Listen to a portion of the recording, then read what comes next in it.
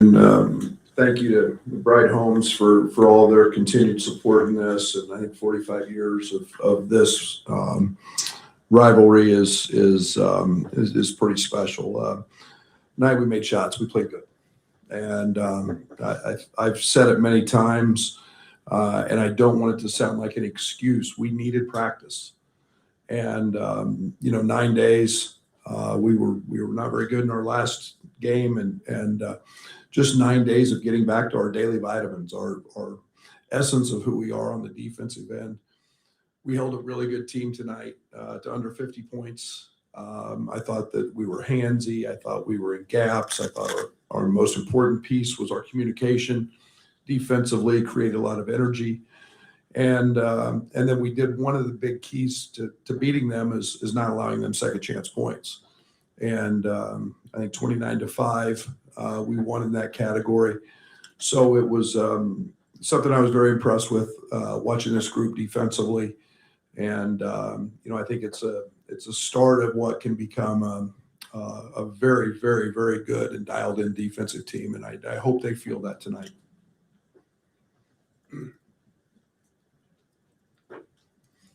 Can you talk about why the defense was better tonight? What exactly did you guys do better over the last few days, and why did it translate tonight?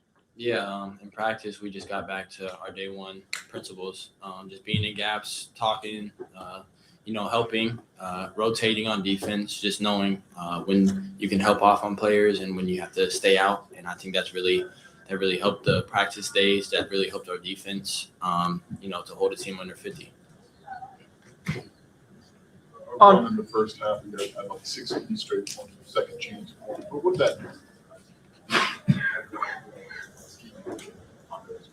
Yeah, it just opens up a lot more stuff for us. When everyone crashes the glass, teams get worn out from that, and they don't really want to box out every time. And we know if we all go, we're going to get the ball. And that's easy points that we can get. Second chance points are really big in these types of games, and that's what really got our offense going. Andre, what sort of a boost did Z give you guys on both ends of the court in the first half? Yeah, he was amazing. I believe he got 10 rebounds in the first half, which was incredible. Came out with a lot of energy. I think he's the best shot blocker in the Big Ten. So I'm very glad to have him on the team, and he was very, very well prepared today. Andre, can you put in context what he was doing as a freshman or talented freshman? What is he doing wrong? Yeah, what makes him special is he's doing a little bit of everything, which we have a bunch of guys on the team that can do that. And for our freshmen to stay consistent like that, it's amazing for us. And he keeps improving week by week. And, we're just thankful to have him on the team. Keaton, what's prepared you for this, to handle this role and this good of a team right away? I would definitely say just getting here over the summer and just working hard every day, going up against Kylan in practices. He's really pushed me because he's one of the best defenders in the nation, and just playing against him every day has got me a lot better quickly, and just working out every day, just giving it my all, practices, games. I think just staying consistent is what got me going. Andre, what can this team be defensively, and how do you build on it? Yeah, we've shown glimpses defensively of what we can be and had stretches. And tonight, I feel like we made a huge step forward in our defensive game, and we're just going to keep improving. I'm not going to put a ceiling on it, but I think if we continue to play with that type of intensity and focused on the game plan, our defense is going to get better, and hopefully we keep on seeing better defensive numbers as we go on. How much of a release valve was this game coming off of 9 days between the Nebraska game, which probably didn't play as well defensively? Yeah, a lot of attention to detail over the week, a lot of preparation, intense practices, which is what we needed for that many days off in between games. And yeah, we knew we had to come out with a certain type of energy, and we came out with that, and we got the job done. What's allowed this team to take a loss with them and bounce back the next game and not let it cut snowball? Yeah, I just say, it's the practices really just coming in here, and we regrouped as a team. We knew what we had to do and how good of a team that we are, and just, coming into practice with the right mindset, getting better each day, offensively and defensively. With all the buzz surrounding your name lately, with how you've been playing, do you feel any added pressure? I try really not to pay attention to any of that. My focus right now is just on, getting better and just winning games, making our team the best that we can be. Keaton, in the first half you're scoring, was that, you feel like you came in be aggressive, or was it just sort of the way things unfolded?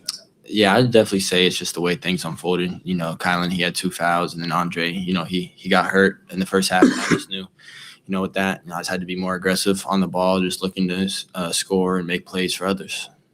For either of you guys, I think Ben's getting married tomorrow. Yeah. You got a room for him to knock out a few of those that he had late.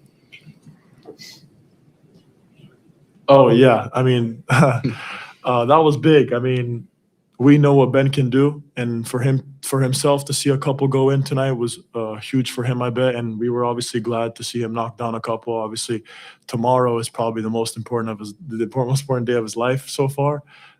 So we're just happy we got away with the win tonight, and good mood going into tomorrow. And that's it. 2 more for the players. Is he nervous about tomorrow? Is he pretty good about this marriage thing? Is he ready? I don't know. Me and we're not married.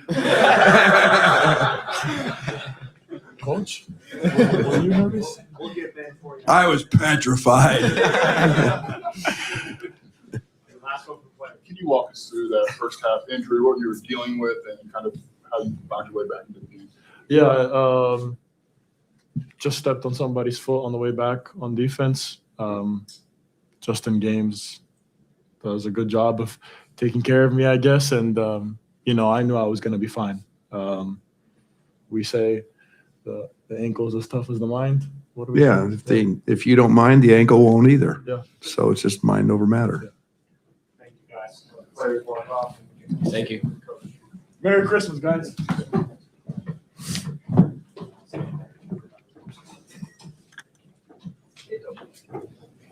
Okay, question for Coach.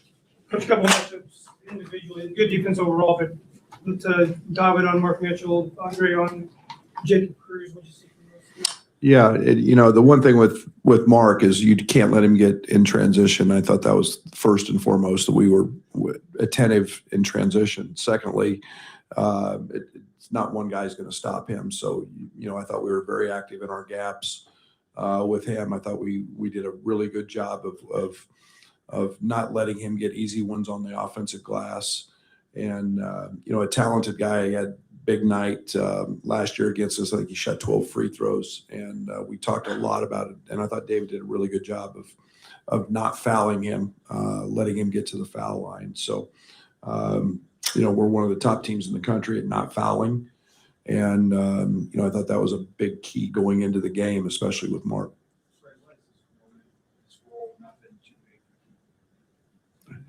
Yeah, I've gotten asked that a lot. Every person is unique and individual, and you can see him. He walks in here with no shoes on.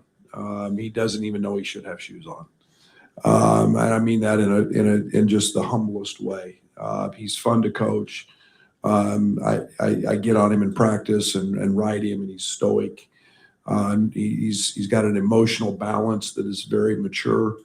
And, now I think he's starting to put confidence. I think he's starting to see confidence come from his teammates towards him. He didn't practice Saturday.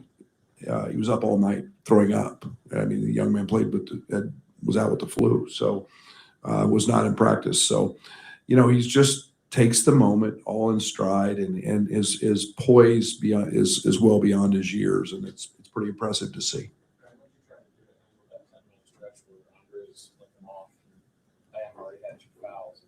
Yeah, we threw Brandon in for a little bit in there. Brandon's been practicing really, really well. And then we've got tremendous versatility with Jake and Ben that they can slide through different spots. And I was ready to go double big if I needed to. It didn't have to happen like that. But, we've got guys that have all played in some games now. We've had guys with some good weeks of practice. And I thought with Brandon's physicality, he fit really well into this game with Boateng and some of their stronger guys. So yeah, we were fortunate, and thank goodness it wasn't something that kept him out all night. Brad, you only shot 29% on 2-point shots, including 4 of 13 on layups. Anything different schematically for your rim defense? That's what we've been trying to do all year. It's what we've gotten away from. You know, we need to be an elite 2-point defense. We need to protect the rim. We need to protect the paint and keep teams out of there. And then we have enough size and length to contest threes and understand teams are going to make some, but a little different than it's reminding me a little bit of the Tennessee game in terms of being able to really clog that paint up. I thought Z and Tommy both were effective, and you start putting those guys in there, and then, you know, Keaton gets a couple steals and Bam gets his hands on a couple balls, and all of a sudden it can be tough sledding. So it's what we've really focused on here in the last 9 practices. Last 9 practices, have you felt like things were turning defense? No, it's day by day, just day by day, just a gradual, and I think we've done it at times. It was just so out of character in the Nebraska game, and I hope our players got a little glimpse of what this can be like. And you know, it kept us out of rotation. We did a good job on the glass for the most part. So, you know, those are all things that play into winning a basketball game against a good basketball team. Still had a lot of room to grow. I mean, beyond making shots tonight, offensive rebounds, second chance points, 20 assists on 30 made shots. Is that maybe what you were talking about? Yeah, you know, it's crazy when I say this. I don't really worry about that end too much. And the thing that I think helps us more than anything is offensive rebounding. And that's all I harp on. And that's, I think if you ask every player, the thing I talk about the most, it's offensive rebounding. And, you know, we work on it every single day and getting guys to create habits. And that leads to your efficiency. That leads to fouls being drawn. That leads to unguarded threes. Kylan tips one out that Keaton gets a wide open 3 at the top of the key. Those are the baskets that you don't have to grind and earn, and all you have to do is go to the glass. So our efficiency, our abilities on that end are really predicated on being able to do that at a high level. Thinking about fouling, how do you coach that? Is it a way to facilitate that, practice it? Yeah, it's every single day in practice. I mean, it fouls a defensive mistake in my mind. And I've been wrestling with it because sometimes I feel like we get too passive. We talk about not playing with our hands at all. We want a chest and leg, and sometimes I feel like that the fouls are 6-1 the other way, and everybody looks up and like, we've played pretty good D, and we've only committed 1 foul, and so you're gonna call something the other way. But we've got to get better at creating more turnovers and more coming up with more opportunities. But we do practice it, we emphasize it, and understand that a mistake is made when you do foul. How do you get a number of guys from Europe to care about a non-conference neutral site game in the middle of the season? Is it just the big trophy, or is it no different than any other game that you've coached? No, it's different. It's different, and I think our fans do a pretty good job of letting our guys understand what this thing's about. We talk about it. I think this game is different. I think it's really unique. I'm so impressed with this game that it's 45 years of non-traditional, non-league rivalry, and yet it is we've lost a little bit because the players don't stay 2, 3, 4 years like they used to, and that there was always a great carryover from that. The portals changed that, but we emphasize it. Our fans let our players know. They talk about it. Our fans show up in droves whenever we play on the road, but you know, I think it speaks to how competitive our group is. We try to recruit that, and so I tip my cap to him. I mean, Kylan Boswell has been talking all week about this game.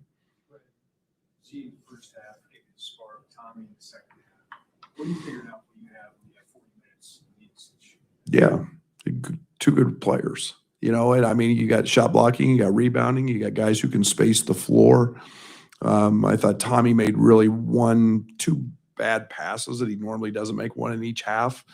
You put that with Dave and Merck, and he's, gives you that little physical bruiser type. But again, they're all guys who can play in space and protect the rim. And we haven't done a very good job of helping them defensively be as dialed in as protecting the rim. And it's been hit and miss with both of them. And we got to do better. I got to do a better job of making sure we're positioning those guys to do that. Time for 2 more.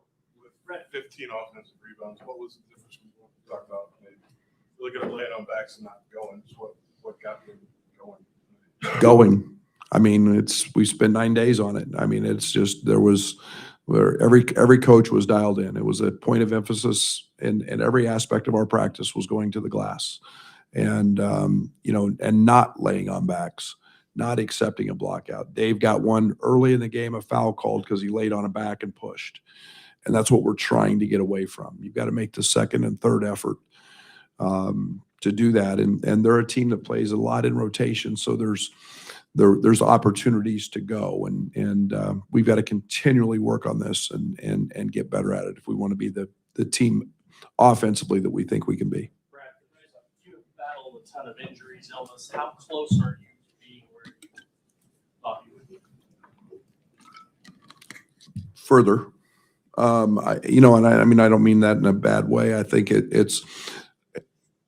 Again, I sound like an excuse maker, and I don't want to be that. We needed practice. We needed Andre Stojakovic in practice, Tommy in practice. We needed to grind them. I'm not. When I talk about us being in bad shape, it's not the physical as much as the mental, and the mental component that goes with sometimes being tired, sometimes not playing with enough energy because we're tired mentally. All those things are getting better. And, we're doing stuff now that I wish as a head coach, I wish I had done and been able to do the third week of practice. And that's grind on them. And this break has helped. And we're getting closer as we head into Big Ten play. Thank you. Merry Christmas, everybody.